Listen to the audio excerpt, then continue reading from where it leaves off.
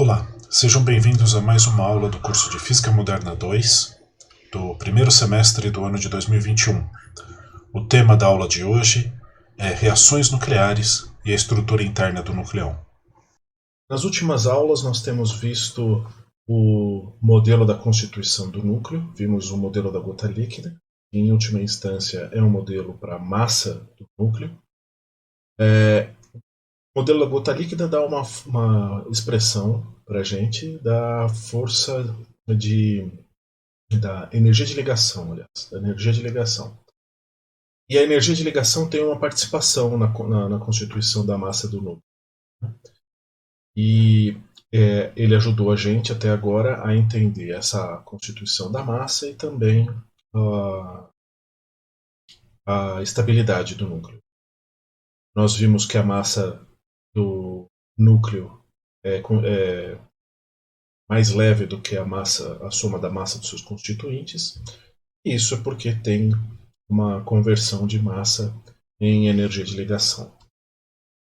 O modelo da gota líquida basicamente nos dá 5 termos, cada um trazendo a contribuição de um fenômeno, de um participante físico da constituição da força de ligação. Né?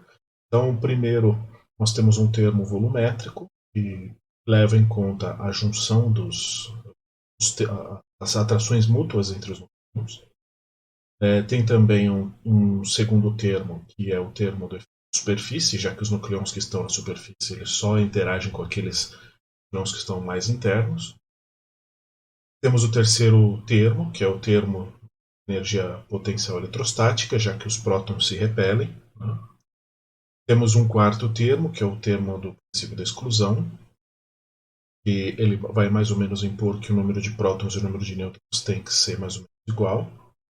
E o quinto termo é o termo de pareamento, porque a força nuclear ela é dependente do spin.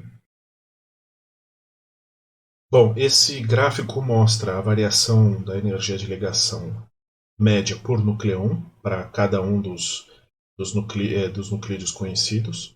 O que nós vemos, o que nós aprendemos com esse gráfico é que para um baixo número de nucleons a energia de ligação cresce muito rápido, né, aumentando o número de nucleons dentro do núcleo, chegando ao máximo perto do ferro, e depois essa energia de ligação ela vai caindo, a energia de ligação média por nucleon vai caindo depois do ferro. Essa queda ela não é acentuada, a gente diz que ali é uma região mais ou menos uniforme, porque comparado com a subida ali para baixo, o número de nucleons, essa descida é muito mais discreta. E isso basicamente nos diz que a força nuclear ela é saturada. O que significa isso é que você vai adicionando mais nucleons, mas os nucleons que você vai inserindo ele vai se mantendo ligado apenas aos seus vizinhos mais próximos. Aqueles mais distantes não contribuem com a atração desse novo nucleon que você inseriu. Né? Então vai aumentando o número de nucleons, a energia média vai diminuindo. Outra coisa que nós aprendemos é que o hélio 4 tem uma energia de ligação atípica comparado com seus vizinhos. Ela é muito mais alta do que os seus vizinhos, formando uma partícula muito sólida e que teve um papel importante na hora que a gente estudou o decaimento alfa. Então, a gente viu também a carta de nuclídeos. A gente viu que tem mais ou menos 3.000 nuclídeos conhecidos atualmente. Desses 257 são estáveis. Né? Essa carta de nuclídeos aqui ela está com as cores denotando a meia-vida dos nucleons. E a gente vê que aqueles estáveis são aqueles que têm a cor mais escura, o preto ou o azul mais escuro. Aqui, para ter uma noção da meia-vida de cada um desses nuclídeos, a gente vê que quando vai chegando ali no azul, já tem uma meia-vida da ordem de anos. Depois, conforme vai ficando mais verde, passa para dias, horas, minutos. E ali na região ali do verdinho mais claro, já chega na ordem de segundos e amarelo milissegundos.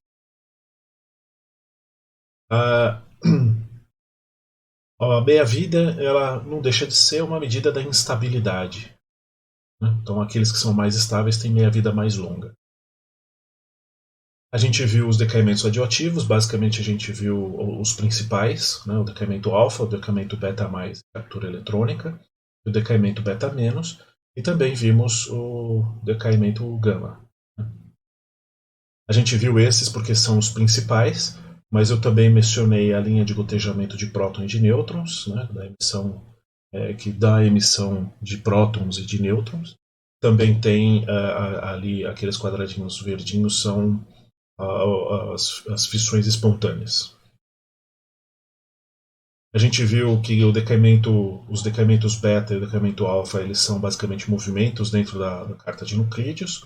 Esses movimentos são basicamente o nuclídeo procurando uma situação de estabilidade, e tem um movimento característico para cada tipo de decaimento. No finalzinho da aula eu mostrei a sequência de decaimentos do tório, né, que é uma série de decaimentos alfa e beta, mostrando um exemplo de um decaimento de um usado. Então ocorrem várias sequências de decaimento até chegar no resultado final, que é um chumbo 208, que é um núcleo estável. Então, basicamente essa é a noção que eu tentei passar a respeito dos decaimentos radioativos. Por último, eu fiz um comentário a respeito do decaimento gama, porque como a gente tem um modelo dos nucleons presos dentro do núcleo por meio de um potencial quadrado, né? Cada nucleon pode ocupar um estado quântico e eles podem estar ou não em estados excitados e as transições entre os estados quânticos do pós-quadrado dá a emissão de fótons, que são a emissão de raio gama.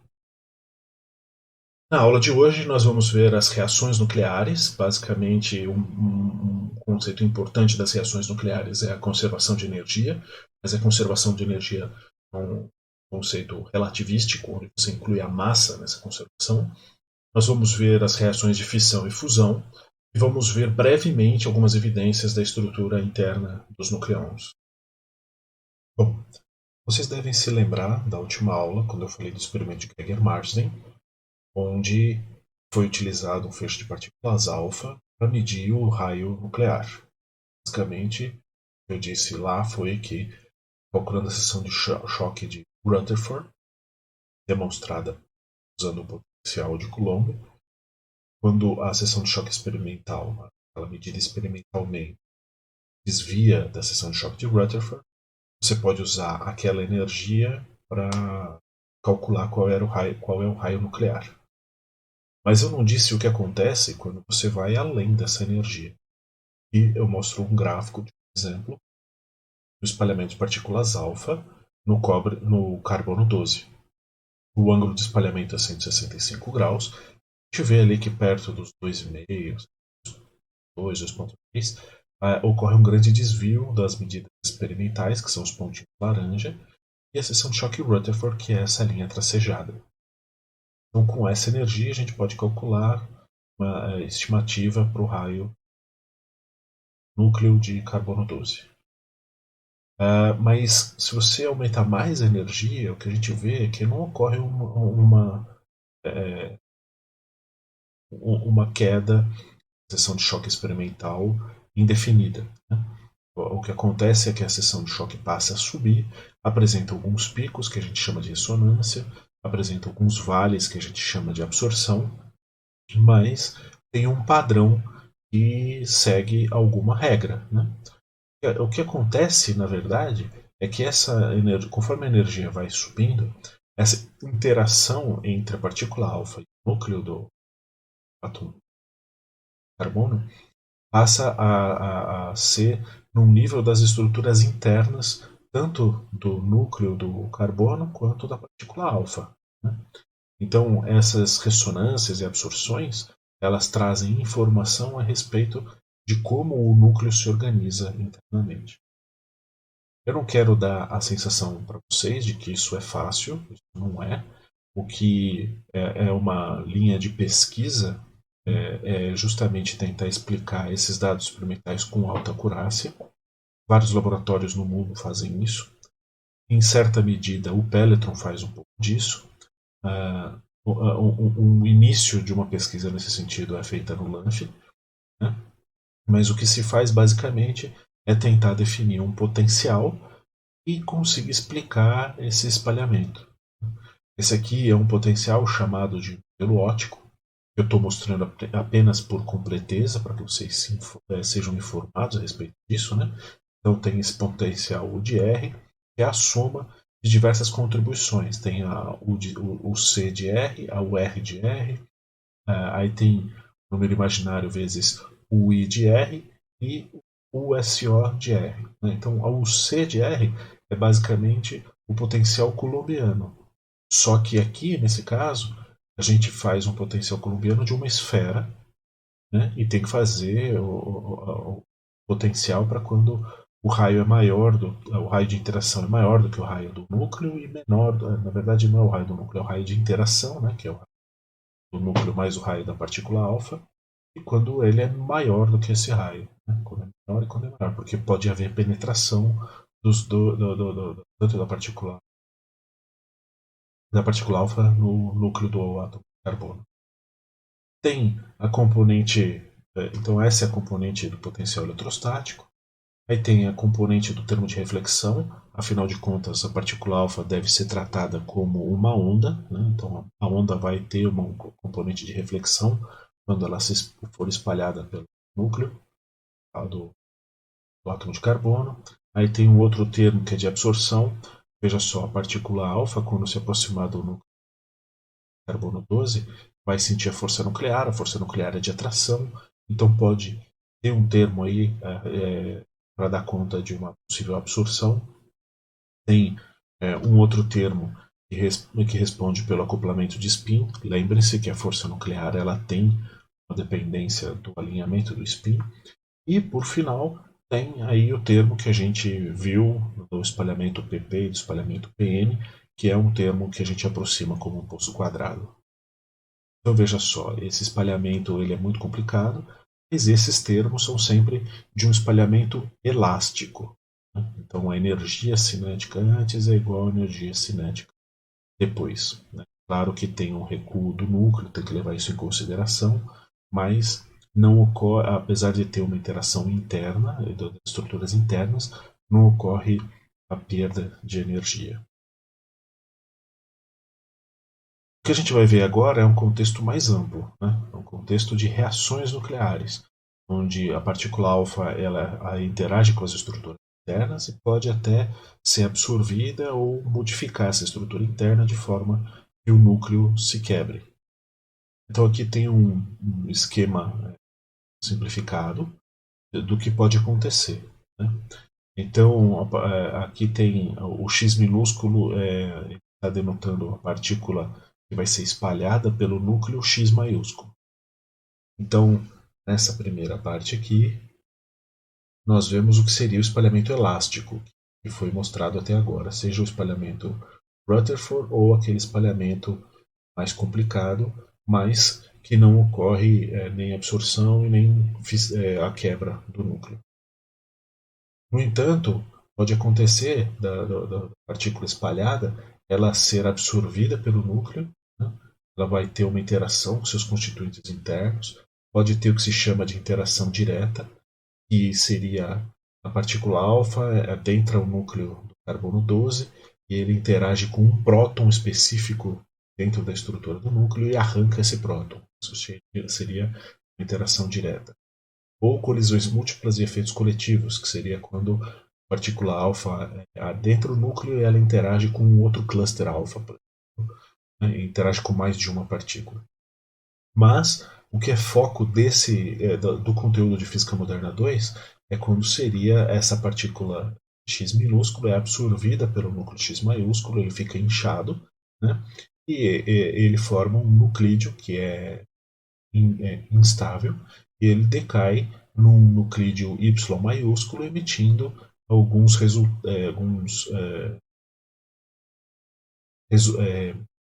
resíduos, né, que são partículas que são emitidas nesse decaimento. Então, aqui tem uma notação é a notação mais completa, que seria como uma notação de uma equação de uma reação química. Então você tem x minúsculo seria a partícula incidente, x maiúsculo é o núcleo alvo. Eles vão interagir decaindo no núcleo y mais uma partícula y minúsculo mais um q. E esse q é que a gente chama de q da reação, que é o balanço energético dessa reação aí. Então, a gente vai entrar em mais detalhes nesse Q nos próximos slides.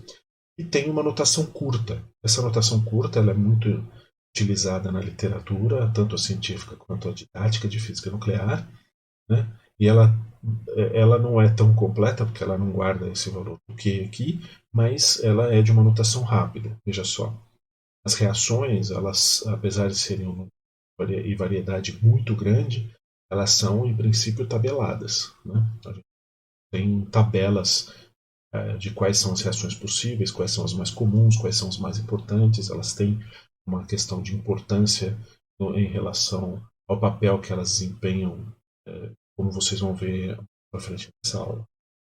Mas aqui nessa notação você tem aqui entre parênteses a partícula incidente e a partícula ejetada, e fora dos parênteses, do lado esquerdo aqui você tem o núcleo alvo, do lado direito você tem o núcleo resultado. Né?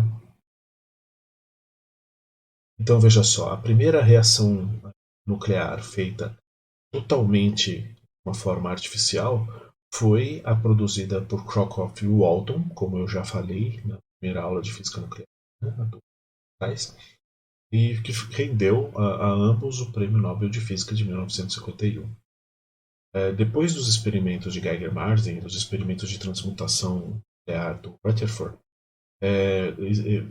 aconteceu uma corrida por desenvolver máquinas que pudessem acelerar partículas para poder produzir diferentes reações nucleares, né? Pudesse prover uma variedade de feixes e energias maior do que a que se encontrava de radioativo. O primeiro acelerador de partículas construído foi esse acelerador do Crocroft-Walton, baseado no multiplicador de tensão. Então, a reação que eles fizeram foi utilizar o acelerador para gerar um feixe de prótons de alta energia, ou pelo menos de mais alta energia do que tinha disponível naquela época, para bombardear um alvo lítio 7, e isso quebrou o resultado, né? O próton é absorvido por esse núcleo, e o resultado é que esse aglomerado se quebra em duas partículas alfa, e nessa quebra ocorre a liberação de energia, que é quantificada como 17,5 MeVs. Né? Então aqui tem a notação completa e a notação curta.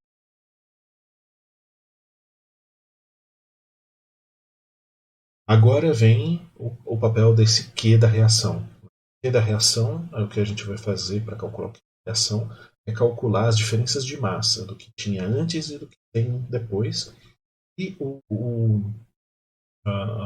esse valor em energia é que é o Q da reação. Então tem ali um termo C quadrado multiplicando esse de massa. Então veja que aqui Q da reação é a massa inicial menos a massa final. Ele não é um ΔM final menos inicial, é o contrário. Então aqui temos um exemplo da absorção de um nêutron por um próton, um nêutron por um núcleo de átomo de hidrogênio, formando um átomo de deutério. Esse átomo de deutério vai ser formado no estado excitado, por isso ele vai emitir um gama. Então a partícula incidente é um nêutron, o núcleo-alvo é um hidrogênio, o núcleo filho, o resultado, é um deutério, e a partícula ejetada é uma partícula gama. Veja que a gama não tem massa. Né? Então o balanço energético dessa reação dá uma diferença de massa do inicial para o final de 2,2 MeVs. E tem uma reação inversa, que seria um gama incidindo no deutério, formando um estado excitado, que quando ele é estável, quando ele decai, é um próton emitindo um nêutron, e nesse caso o balanço energético é menos 2,22 MeV. E aí vem qual é a interpretação desse valor do Q da reação. Então, se o Q for maior que zero, é porque a reação é exotérmica, ocorre a liberação de energia. Então, nesse caso, a parte da massa dos reagentes iniciais vira energia. Além disso, essa reação ela pode ser espontânea. Veja só, a gente viu isso um pouco na lista de exercícios da aula passada, onde a gente calculou a diferença de energia de um decaimento radioativo. Nesse caso, os valores de Q da reação, naqueles casos, eram positivos, porque o decaimento ocorre espontaneamente. Por outro lado, se esse Q da reação for negativo, significa que a reação é endotérmica. Ela precisa receber energia para acontecer. Então, nesse caso, energia vira massa e ela não pode ocorrer espontaneamente. E aí tem o caso particular de quando o Q da reação é igual a zero, que é o espalhamento elástico, e é aquele gráfico do espalhamento de alfa em carbono que eu mostrei. Então tem o próprio espalhamento Rutherford dado pelo potencial colombiano, e ele tem um Q igual a zero, portanto é um espalhamento elástico, mas todo aquele espalhamento da força com a força nuclear, levando em consideração a absorção, etc., que tem toda aquela oscilação da seção de choque, naquele caso ainda é um espalhamento elástico, porque não ocorre uma variação de massa do sistema. Vamos então pegar como exemplo a própria reação feita por Crocroft e Walton. Né? Então, o que eles fizeram foi usar um feixe de prótons incidindo no núcleo-alvo de lítio-7, e o resultado foi a quebra em duas partículas alfa. Então, aqui, bem no cantinho à esquerda, eu coloquei uma tabela de valores de massa para a gente fazer esse cálculo. Então, do lado esquerdo da notação de reação, nós temos um próton e um lítio. Então, eu pego a massa do hidrogênio mais a massa do lítio-7. E do lado direito, eu tenho duas partículas alfa. Então, eu estou pegando a massa de dois hélios. Veja que do lado esquerdo, nós temos que a massa inicial total é 8,02 3828. E do lado direito, a massa final é 8,00 5204. Então, a massa inicial ela é ligeiramente maior do que a massa final. Então, nós temos aqui, está denotado como ΔM, mas eu quero enfatizar novamente que é a massa inicial menos a final. Então, essa diferença é positiva. E quando a gente multiplica essa diferença por 931,5, que é a constante de conversão de uma é unidades de massa atômica, né? Converte uma em MeVs, nós temos que o Q da reação é 17,35. Né? Então, esse Q é positivo, essa reação libera energia, essa energia vai ser liberada em forma de energia cinética das duas partículas alfa. Veja que nesse cálculo a gente está apenas levando em consideração as massas, portanto a gente está vendo se a quebra é viável. Né? A gente não levou em consideração a energia cinética inicial do próton.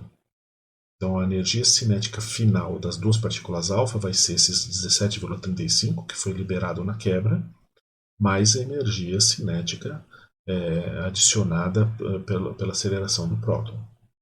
Agora, tem um ponto nessa conta toda que é importante eu chamar a atenção de vocês, e é importante que vocês tenham claro na cabeça de vocês que foi feito esse truque e que nos exercícios vocês vão ter que repetir. Né? Então veja que no caso da massa do próton, o que eu estou colocando ali é a massa do átomo de hidrogênio. A massa do átomo de hidrogênio inclui a massa do seu núcleo, que é um próton, mais a massa do seu elétron. Por que eu faço isso? Porque a massa do lítio-7 é uma massa que corresponde ao núcleo do lítio-7 mais 3 elétrons. Do lado direito, eu uso a massa do átomo de hélio, que inclui o seu núcleo mais os seus 2 elétrons. Veja só, Do lado esquerdo, eu vou ter 3 elétrons do lítio mais um do hidrogênio. E do lado direito, eu vou ter 2 elétrons de cada átomo de hélio. Então, tanto na esquerda quanto na direita, eu tenho 4 elétrons. Então, no cálculo das diferenças de massa, esses elétrons se anulam, né? Mas toda vez que eu vou fazer um cálculo de Q de reação, eu tenho que balancear o número de elétrons para ver se eles estão corretos, para que eles se cancelem, certo? Os elétrons, eles são espectadores nessa reação nuclear. Eles não são ativos, então a gente tem que ou descontar ou inserir o número adequado de elétrons para que eles se cancelem.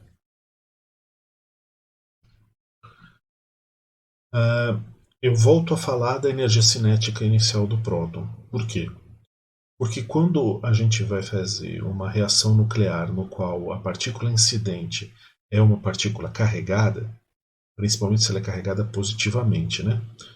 Essa partícula ela tem que ter uma energia cinética mínima de forma a vencer a barreira do potencial coulombiano, né?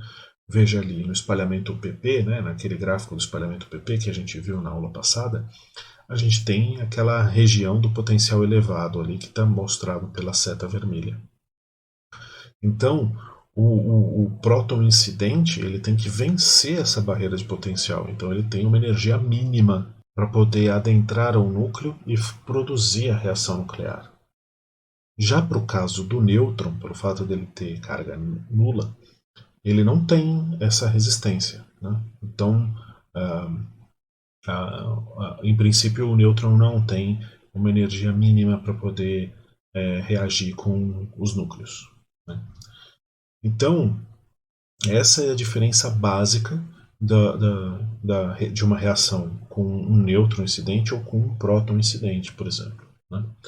Veja só, quando o nêutron ele tem alta energia, ou energia maior do que um MeV tipicamente, a probabilidade maior de que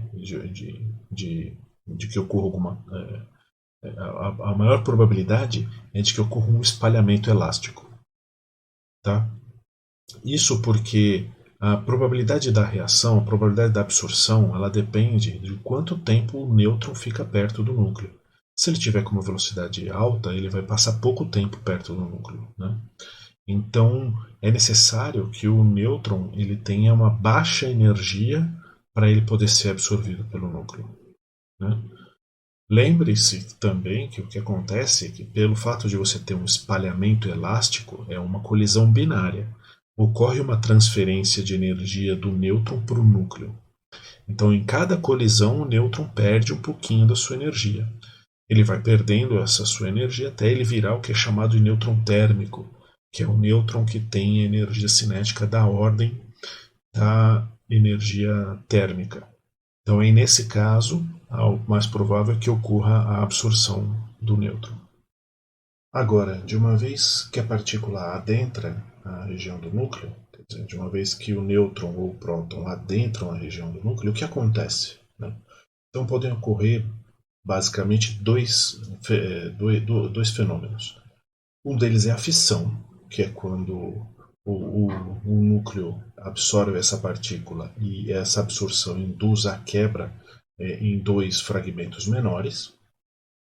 Isso é mais provável de acontecer quando o núcleo alvo ele é grandão, quando ele tem um número de massa muito grande, como por exemplo o urânio 235, né? Então aqui tem um exemplo de uma reação de fissão. O nêutron é absorvido pelo urânio 235 e ele pode se quebrar em 2 frações, o criptônio 92 ou o bário 142, e ocorre também a liberação de 2 nêutrons. E o Q da reação, nesse caso, é de 179,4 MeV. Então veja que quando ocorre essa quebra, esses 2 núcleos, tanto o criptônio e o bário, eles estão muito próximos e eles se repelem pelo seu potencial coulombiano, e essa repulsão ela é muito forte. Então, os 2 fragmentos eles saem em direção oposta e além dessa energia que é liberada na colisão, ainda tem essa energia dada pela repulsão coulombiana. que é inserida no sistema como uma energia cinética desses dois fragmentos, e eles saem produzindo colisões, e essa energia toda ela é transferida, ela é transformada em energia térmica. Né? Então, o que ocorre é o aquecimento. Uma reação dessa provoca aquecimento. A outra possibilidade é ocorrer a fusão. Então, a partícula incidente no núcleo-alvo é absorvida e forma um sistema razoavelmente estável, então forma um núcleo maior. Né? Então, no caso, por exemplo, aqui tem um exemplo de reação de fusão, que é da fusão de um deutério com um trítio. Então, a fusão do deutério com o trítio forma uma partícula alfa, com a liberação de um nêutron e a liberação de energia de 17,6 MeVs. Olha só, por que a fissão e a fusão ambos liberam energia? Para isso a gente tem que lembrar do modelo de gota líquida. Né?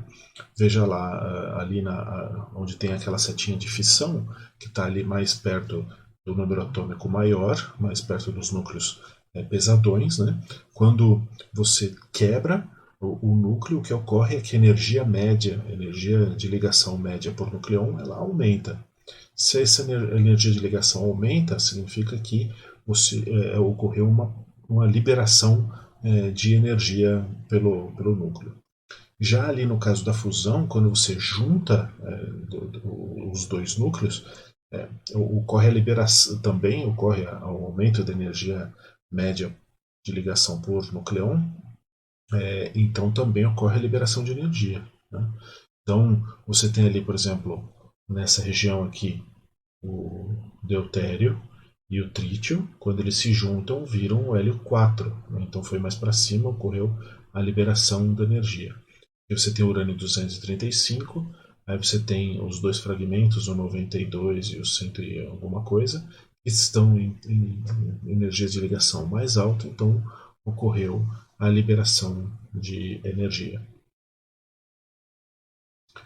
Agora, uma coisa que é importante eu dizer a respeito da reação de fissão é que eles não, nesse caso que eu falei, do urânio 235, ele não se quebra sempre em um núcleo de criptônio e um núcleo de bário. Né? O que acontece é que esse núcleo pesado, grandão, ele vai se quebrar dependendo da sua configuração interna. Né?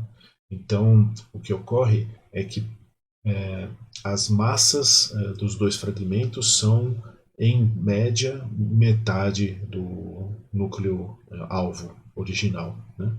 Mas existe uma probabilidade das massas dos dois fragmentos. Né? Então aqui tem o criptônio e o bário indicados aqui com duas setas, mas existem diversas outras possibilidades, cada uma atrelada a uma probabilidade. Né? Então veja que ocorre o fracionamento, ocorre essa fragmentação do núcleo e em média ocorre a liberação de 2,4 nêutrons. Né? Então ora libera 2 nêutrons, ora libera 3 nêutrons e em média ocorre a liberação de 2,4 nêutrons. E por que ocorre essa liberação de nêutrons? Porque o urânio 235 ele tem um excesso de nêutrons. Lembrem-se da carta de Nuclídeos, né? Que o eixo X é o número de nêutrons. Então, os núcleos mais pesados tendem a ter um excesso de nêutrons. Então, quando ele se quebra em dois fragmentos, esses dois fragmentos acabam tendo nêutrons em excesso. Uma coisa que eu quero chamar a atenção de vocês é que essa fragmentação do urânio 235 ela gera produtos de decaimento e esses produtos eles também podem decair, né?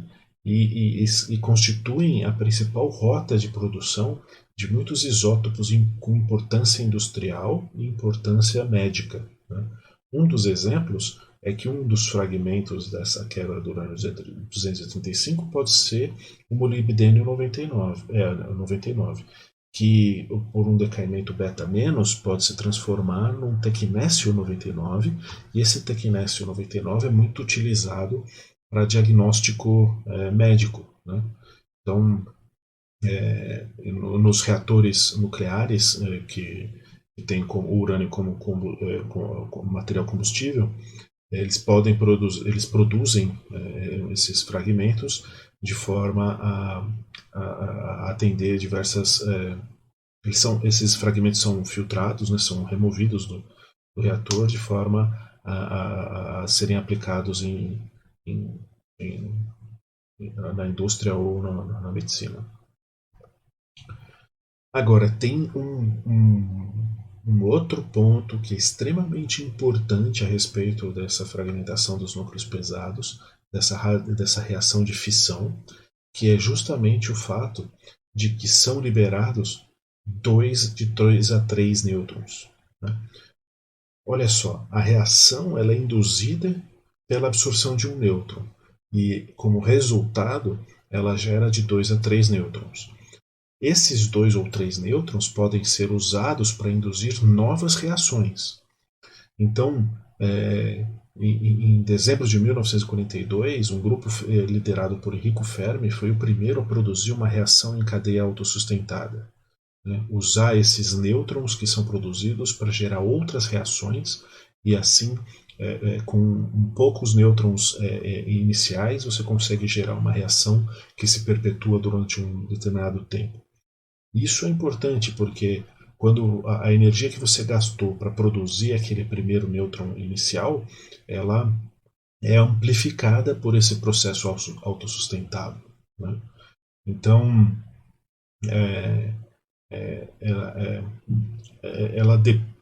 essa é uma possibilidade de você gerar mais energia do que aquela que você gastou para produzir a primeira reação. Né?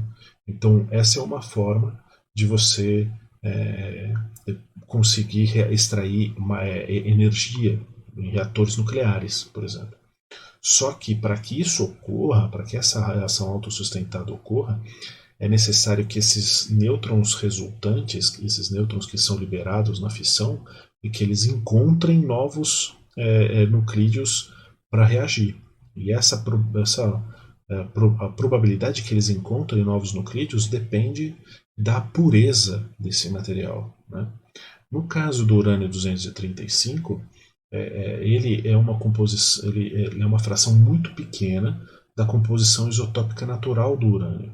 Ele compõe apenas 0,72% do urânio natural. Então é por isso que ocorre o chamado enriquecimento de urânio. Para você conseguir produzir uma reação autossustentada, você precisa garantir que os nêutrons que são gerados na fissão encontrem novos núcleos de urânio 235. Então, para isso, você precisa elevar essa porcentagem do urânio 235. Esse processo de elevação dessa porcentagem, dessa composição isotópica, é que é chamado de enriquecimento de urânio. Né? Então você tem basicamente aí 3 categorias de urânio enriquecido. O urânio fracamente enriquecido, que é aquele cujo valor de composição isotópica de urânio 235 está entre 0,9% e 20%, e esse material é destinado ao uso de combustível em reatores nucleares para produção de energia elétrica ou para reatores de pesquisa. Tem o urânio altamente enriquecido, que é aquele que tem um teor maior do que 20% de urânio 235. Ele é usado em alguns poucos reatores de pesquisa, mas ele é mais utilizado para reatores para produzir energia da motorização de porta-aviões, por exemplo. Né? Então, aqueles porta-aviões americanos têm um motor que funciona à base de energia nuclear. Né? Essa é uma porcentagem de enriquecimento muito alta, né? Ele corresponde a menos de 0,09% de todo o urânio que é enriquecido no mundo. E aí tem o urânio altamente enriquecido, que é aquele cujo teor está entre 80% e 90%, né? 80% e 90% de urânio 235. E esse é o dito de qualidade militar, que é utilizado para fazer o armamento nuclear. Né? Então, é por isso, por essas aplicações, é, por esse, por, pelo fato da composição isotópica ter esse papel de prover ou não a reação autossustentada, é que as tecnologias de enriquecimento de urânio elas são extremamente reguladas por uma política internacional. E como é feita esse enriquecimento de urânio? Né? Vários processos já foram utilizados, tanto de uso de difusão, enfim. Hoje o mais comum é o uso de centrífugas, mas a maioria dos métodos sempre começa com a conversão do urânio para um gás de hexafluoreto de urânio. Né? Então, ou você faz essa separação isotópica pela difusão do gás, ou, no caso da centrífuga, girando esse gás. Então, você tem o urânio 230, o hexafluoreto de urânio 235, o hexafluoreto de urânio 238. Esse último é mais pesado. Quando você gira esse gás na centrífuga, ocorre que o 235 se acumula no centro, o 238 se acumula na borda, e assim você consegue fazer uma separação. Nas centrífugas mais modernas, você tem um aquecimento embaixo. Esse aquecimento vai fazer crescer a energia cinética média das moléculas. A molécula do urânio 235 vai ter um momento, vai ter uma velocidade maior, ele vai se acumular na parte de cima, além de estar no centro. Né? Então ela acaba sendo mais eficiente quando você tem esse processo de aquecimento. Eventualmente, não sei se recordem ou não, mas um tempo atrás teve uma questão internacional a respeito de algumas centrífugas feitas baseadas no princípio de levitação magnética desenvolvidas no IPEM. Tinha uma questão a respeito da patente da inovação, tinha uma questão a respeito da inspeção internacional que queria ver essa centrífuga, porque eventualmente o Brasil poderia estar produzindo urânio numa faixa de enriquecimento que não seria permitida pela regulação internacional.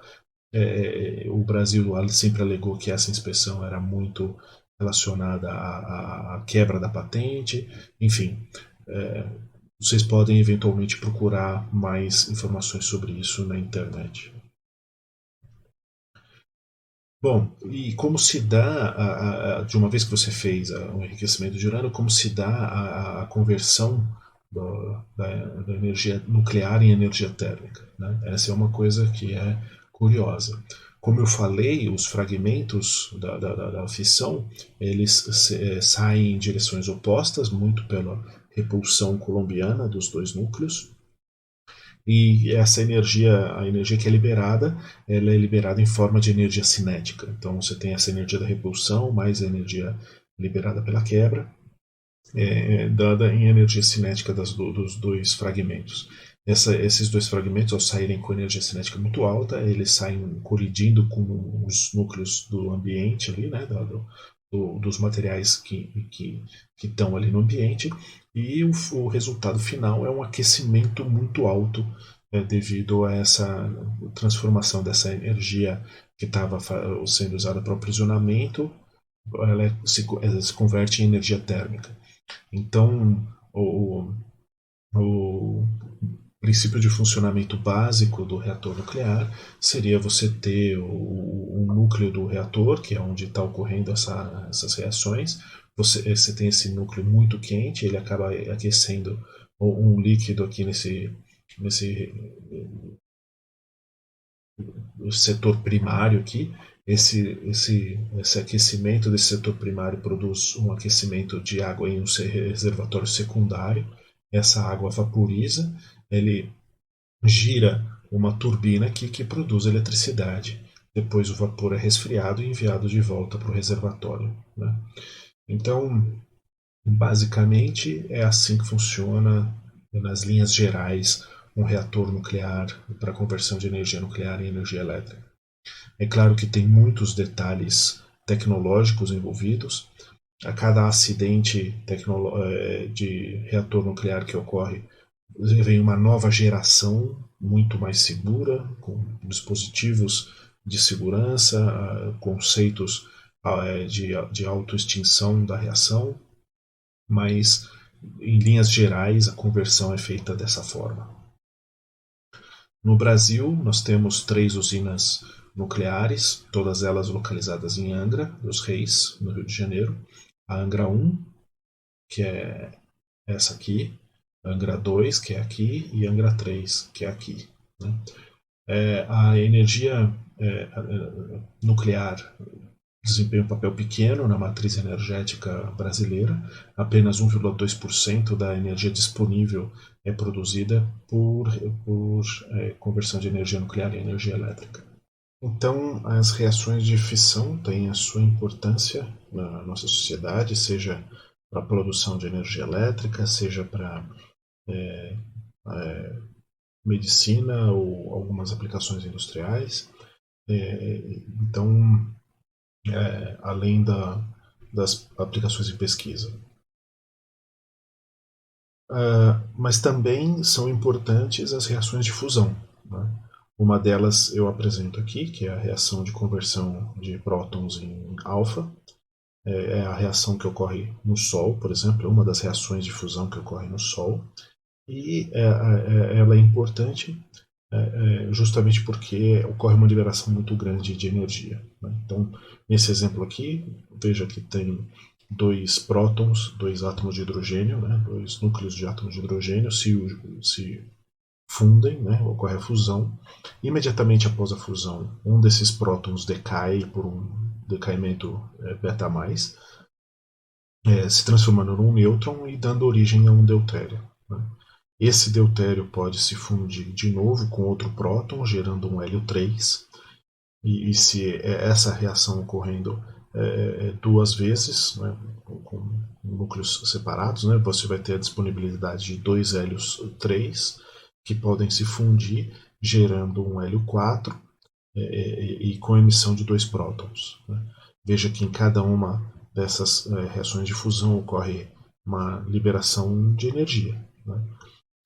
Uma coisa que é importante aqui é a gente ver que para que ocorra a junção, a fusão desses prótons, ou a fusão do deutério com outro próton, a fusão dos 2 núcleos de hélio 3, é necessário que se vença a barreira de potencial, né, a barreira coulombiana. E para garantir que ocorra que tenha energia disponível para que ocorra essas reações, é necessário ter uma temperatura muito alta, é necessário ter uma temperatura da ordem de 10 a 8 Kelvin, né? Mas o produto que sai também sai com energia cinética elevada, então é preciso iniciar com uma temperatura elevada, mas esse processo também garante a temperatura elevada, então fica meio que um ciclo vicioso, né? Essas reações que estão mostradas aí formam um ciclo importante chamado ciclo próton-próton, mas a gente vai voltar nisso daqui a pouco. O que é importante a gente ver aqui é que existe um cálculo de eficiência que mostra que as reações de fusão são mais eficientes. Lembrem-se daquela curva da energia de ligação média por nucleon, onde a energia muda muito mais rápido com variações ali perto dos núcleos mais leves do que dos núcleos mais pesados, né? Se a gente vê a equação, a gente vê que, por exemplo, na quebra do urânio 235 ocorre a liberação de 179 MeVs, mas que na junção do deutério com o trítio ocorre a liberação apenas de 17,6 MeVs. No entanto, essa conta a gente tem que fazer por unidade de massa, né? Quanto de massa tinha disponível, quanto de massa de urânio 235 tem, né? Então a gente vê que basicamente são gerados grosso modo, 74 megajoules para cada quilograma de urânio 235. Né? Mas, para o caso da fusão, são gerados 340 megajoules para cada quilograma de deutério e trítio, da mistura deutério mais trítio. Né? Então veja, tem uma relação de massa diferente, também tem o fato de que o deutério e o trítio são produzidos através de hidrogênio. Hidrogênio é um elemento extremamente abundante, né? Muito mais abundante do que o urânio. Então existe toda uma conta favorável para o uso da fusão para a produção de energia ao invés da fissão. Né? Além disso, tem outros problemas, que a fissão produz isótopos que são radioativos, que a gente tem que lidar com eles depois, tem todos os acidentes que a gente já ouviu falar, como por exemplo Chernobyl e Fukushima, né? E além do mais, o enriquecimento do urânio 235 é bastante custoso. Né? Então seria interessante que a gente conseguisse fazer produção de energia elétrica através da fusão, e é isso que a humanidade está atrás hoje em dia. Né? Então são vários os projetos internacionais, são colaborações gigantescas. Esse aqui que eu tenho mostrado são dois conceitos diferentes. Tem o tokamak, nesse caso é um desenho conceitual do ITER, que é um grande tokamak que está sendo construído na França, um consórcio entre vários países. E aqui mais abaixo tem o Stellarator, que esse caso que está mostrado no slide é o Wildenstein 7X, que foi construído pelo Instituto Max Planck de Física de Plasma, e são conceitos em teste para se produzir uma rota de conversão de energia de fusão em energia elétrica. Né? O tokamak é a tecnologia mais avançada do que o Stellarator, né? Mas tem uma questão que no tokamak o funcionamento, nos dois casos, a fusão ela é feita por um processo térmico. Né? Você aquece o gás a uma temperatura extremamente alta, forma o plasma, e você tem que manter esse plasma por um tempo para que a reação de fusão ocorra. Né? No caso do tokamak, a estabilidade de confinamento magnético do plasma depende do plasma. Né? Então, depende do campo magnético gerado pelo plasma. Então, ele é um processo instável, então o tokamak ele funciona em ciclos de carga e descarga. Enquanto que no Stellarator ele tem toda essa configuração esquisita, justamente que é para o confinamento magnético não depender das correntes geradas pelo plasma. Então ele pode produzir pulsos mais longos ou até mesmo contínuos. Né? Então o conceito de conversão de energia de fusão em energia elétrica é muito parecido com o da energia de fissão. Basicamente você tem aqui o que seria, por exemplo, o tokamak produzindo a reação de fusão. Os produtos dessa reação eles esquentariam, depositariam energia cinética em forma de energia térmica aqui nesse invólucro. Esse invólucro esquenta o lítio líquido que vem por aqui nessa serpentina, esquenta a água, o vapor de água gira uma turbina, é resfriada aqui no condensador e volta para o reservatório. O próprio lítio líquido também é resfriado nesse processo e retorna ao reator. Então aqui você tem a injeção do combustível e basicamente é um conceito muito semelhante ao do reator de fissão. Mas a importância da reação de fusão não se limita aí. Né? Como eu disse, tem um processo que é o ciclo próton-próton que ocorre no Sol, e as reações de fusão elas têm um papel importante no universo, que é o papel da nucleossíntese. Né? Então o ciclo próton-próton produz muita energia, mas é uma forma de converter próton em partículas alfa. E partículas alfa são núcleos mais pesados do que o próton. Né? disso a gente pode concluir que eventualmente essa seja uma forma de produzir núcleos mais pesados, e de fato é isso que acontece. Se a estrela tem uma temperatura elevada o suficiente para garantir que você consiga fazer a fusão de núcleos de partícula alfa, você poderia gerar, por exemplo, o núcleo de berílio, juntando partícula alfa com hélio 3, né? Ou então pega o berílio, junta com outro próton, forma boro e assim por diante. Você poderia construir núcleos mais pesados através da fusão. Então, o que a ciência sabe hoje, a ciência de cosmologia sabe hoje, é que os núcleos pesados do universo foram constituídos no centro das estrelas mais quentes, né? E para que ocorra a produção dos elementos mais pesados, é necessário que eu tenha a disponibilidade de hélio 4 e que tenha altas temperaturas, né? O próprio ciclo próton-próton é um ciclo que disponibiliza hélio 4, né? E ele também libera bastante energia. Mas essa reação é uma reação de seção de choque ou de probabilidade muito baixa, né? Uma colisão da ordem de 10 a 26 é que produz essa reação de conversão de próton em alfa, né? O Sol é uma estrela que tem uma magnitude e temperatura que o seu equilíbrio energético ele é todo baseado no ciclo próton-próton. E o fato de ser um processo raro é bom, porque faz com que o Sol não esgote os seus recursos de uma vez só. Mas para energia, para estrelas mais quentes, estrelas de magnitude maior, o que ocorre é que você tem um outro ciclo, que é o ciclo CNO, quando você consegue produzir o núcleo de carbono, que o carbono, o nitrogênio e o oxigênio, eles funcionam como catalisadores, também convertendo prótons em partículas alfa, produzindo a base, a disponibilidade de hélio 4 para a produção de núcleos mais pesados. Eu não vou entrar nos detalhes dessa reação, mas essa é uma reação muito importante para essa nucleossíntese e também é uma reação que libera muita energia, né? Ela ocorre em estrelas de magnitude maior do que a do Sol.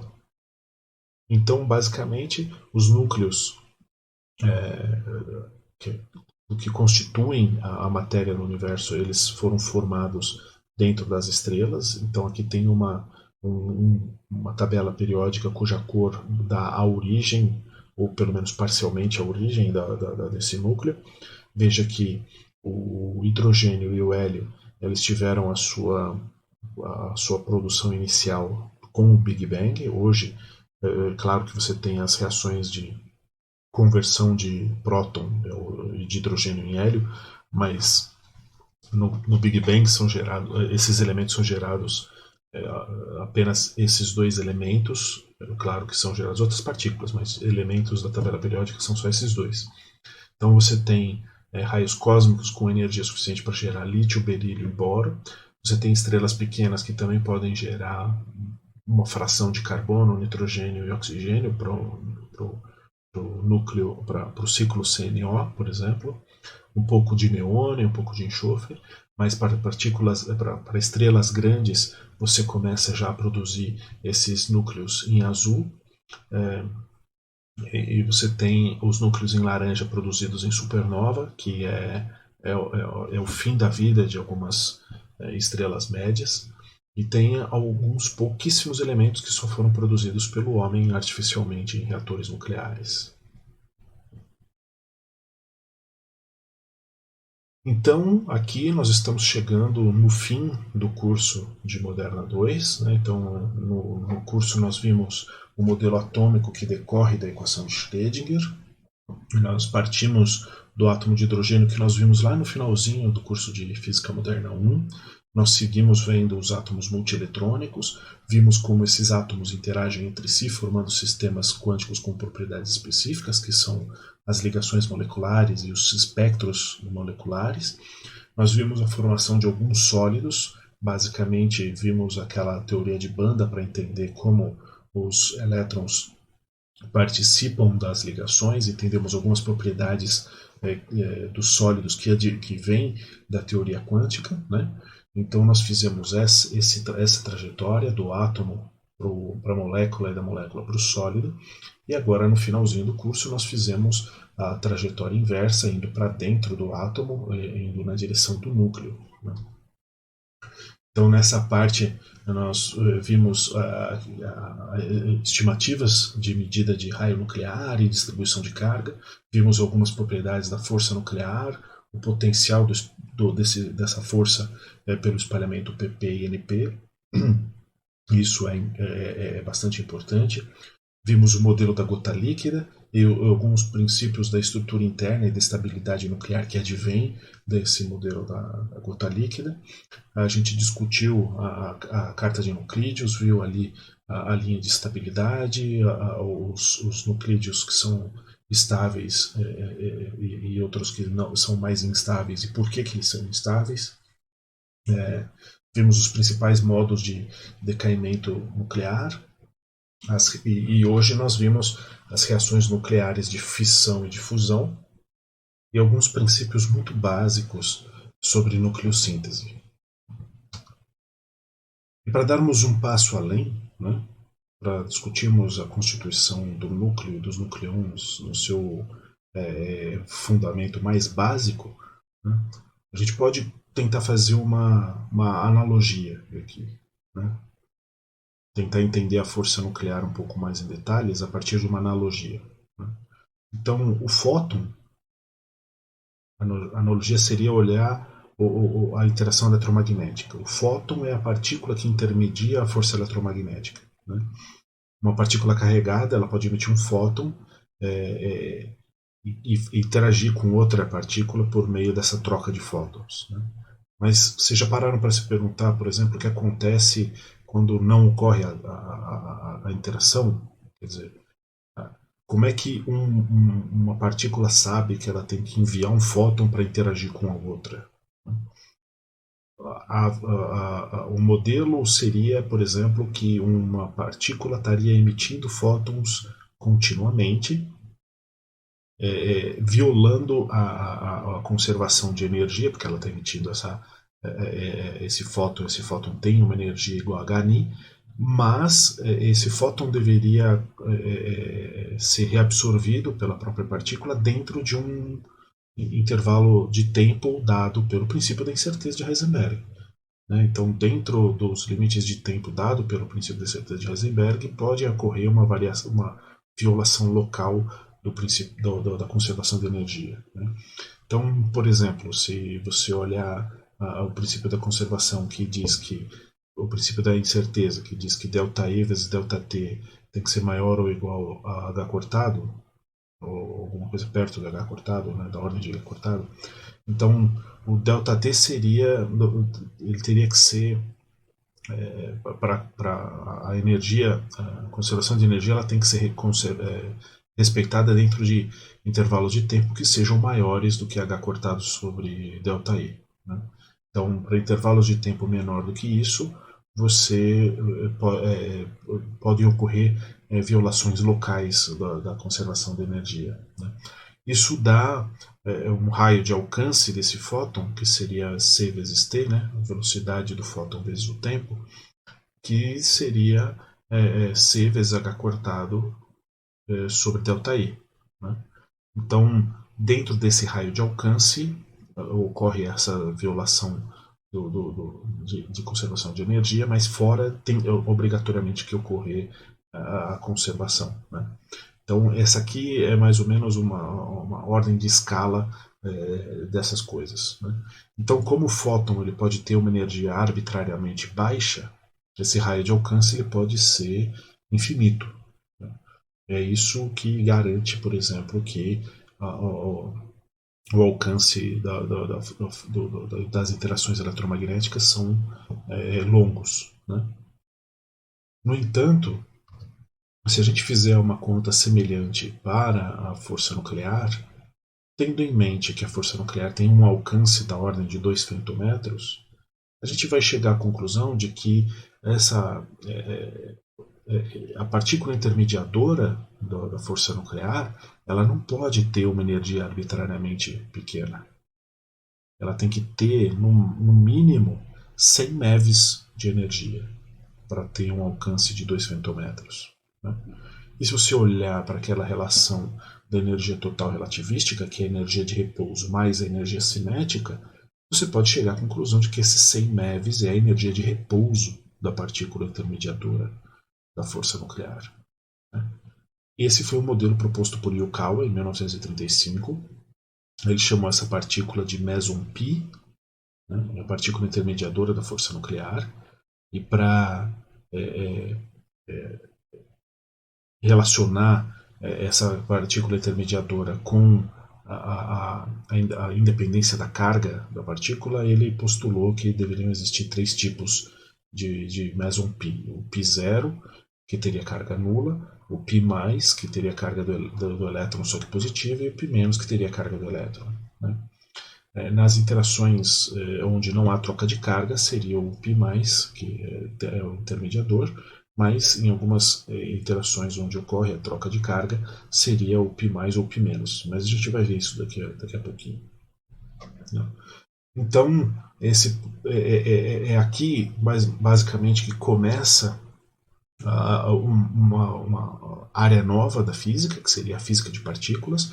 Essa partícula, o meson Pi, foi detectado experimentalmente quase um pouco mais de 10 anos depois, né, por um grupo de pesquisadores que incluía o físico brasileiro César Lattes, né, comprovando o modelo de Yukawa. Depois o César Lattes, com outro grupo nos Estados Unidos, conseguiu observar o meson Pi produzido artificialmente num ciclotron. A primeira experiência foi feita observando raios cósmicos e dando origem ao que hoje a gente chama de física de altas energias ou física de partículas. Né? Isso a gente pode representar esquematicamente a interação de 2 nucleons por intermédio de um meson Pi por meio de um diagrama de Feynman. Né? O diagrama de Feynman ele é um desenho esquemático do que ocorre na interação. Então você tem um eixo de posição e um eixo de tempo. A gente tem que sempre pensar que esse esquemático é de um movimento unidimensional, e aqui esse eixo está representando a escala temporal. Então são 2 nucleons que estão se aproximando, eles interagem pela troca de um meson e depois eles se afastam. Né? Então tem que pensar também que essa troca ela tem um tempo para ocorrer, né? Porque o meson ele tem uma massa, portanto ele tem uma velocidade menor do que a velocidade da luz. Né? Do diagrama de Feynman, a gente pode ver, por exemplo, que as partículas elas têm essa seta indicando o seu movimento, né, nos eixos, e também que nós temos os observáveis iniciais e os observáveis finais, que seriam 2 nucleons iniciais, 2 nucleons finais, e nós temos os inobserváveis, que é o que ocorre aqui no meio. Veja só, não tem como você observar esse meson Pi. De uma vez que você faça um experimento para detectar o meson Pi aqui no meio, a interação não ocorre. Né? Então, a gente chamaria esse meson de um meson virtual, uma partícula virtual. Assim como uma partícula carregada que estaria emitindo fótons, que eventualmente não são encontrados por outras partículas, estaria emitindo um fóton virtual. Né? Aquelas partículas que, em princípio, violariam o princípio da conservação da energia dentro dos limites do princípio da incerteza de Heisenberg. Então, esses diagramas de Feynman eles são úteis para esquematizar de forma visual as reações que estão ocorrendo, as interações que estão ocorrendo. Normalmente eles são apresentados sem o desenho dos eixos, e pode ser também que eles estejam apresentados de forma espelhada e rotacionada, né, com o eixo temporal no X e na horizontal e o eixo X na vertical. Né? Então sempre tem que prestar atenção na direção das setas para saber qual é a orientação adequada a se interpretar o diagrama de Feynman. né? Então, como eu disse, os nucleons eles interagem pela troca de mesons, né? A força forte, a força nuclear seria intermediada por mesons. E basicamente o modelo que se tem hoje é que os prótons e os nêutrons são partículas que representam uma classe chamada baryons. Elas são constituídas por três quarks. O quark teria uma propriedade análoga à, à, à carga, à força elétrica, né, a carga elétrica, que seria a cor dada pela cromodinâmica quântica, né? Então esses três quarks eles formariam um bárion juntando as suas cargas de cor de forma a produzir um bárion branco, né, somando as três cores, ou então um meson seria a junção de de um par quark e antiquark, né? Então veja que aqui é mostrada a interação entre um próton e um nêutron pela troca de um meson, e veja que está sempre invertendo o próton e o nêutron. É, como eu disse, teve o início da física de partículas. A física de partículas é também conhecida como física de altas energias, porque se faz o estudo de novas partículas ou da constituição do interior dos prótons e dos nêutrons pelo desconfinamento dos quarks, né? Esse desconfinamento ele ocorre quando você faz colisão entre núcleos de energias com energias extremamente altas, né? Como nós vimos, você está ali no regime do colombiano, você vai aumentando a energia, você começa a ter interação das estruturas internas dos núcleos, aumentando ainda mais a energia, você começa a ter interação próton-próton, nêutron-nêutron, próton-nêutron, aumentando ainda mais, você começa a ter as interações diretas entre os constituintes dessas partículas, né? Então, no caso, por exemplo, das colisões que ocorrem no LHC, você tem o desconfinamento dos quarks, formando um estado da matéria conhecido como plasma de quarks e gluons, né? Logo após a colisão tem essa formação desse plasma de quarks e gluons. Conforme eles vão esse plasma vai esfriando depois da colisão, esses quarks começam a esfriar e começam a se reagrupar em hadrons novamente, né? Então, formando a fase de hadronização, e é assim que se estuda, por exemplo, a formação de partículas nos primeiros segundos do Big Bang. Mas esses são assuntos que vão muito além do curso de Física Moderna 2. Eu espero ter deixado pelo menos vocês curiosos para procurar esse assunto depois. Todas essas experiências são sempre guiadas ou tentando se articular o paradigma do modelo padrão, né? O modelo padrão ele define algumas partículas fundamentais, que são as partículas de matéria e as partículas de interação das forças, né? Então são várias partículas de geração de massa de primeira, segunda e terceira geração, e tem as partículas intermediadoras das forças eletromagnéticas, força forte, força fraca, e o próprio bóson escalar, que é o bóson de Higgs.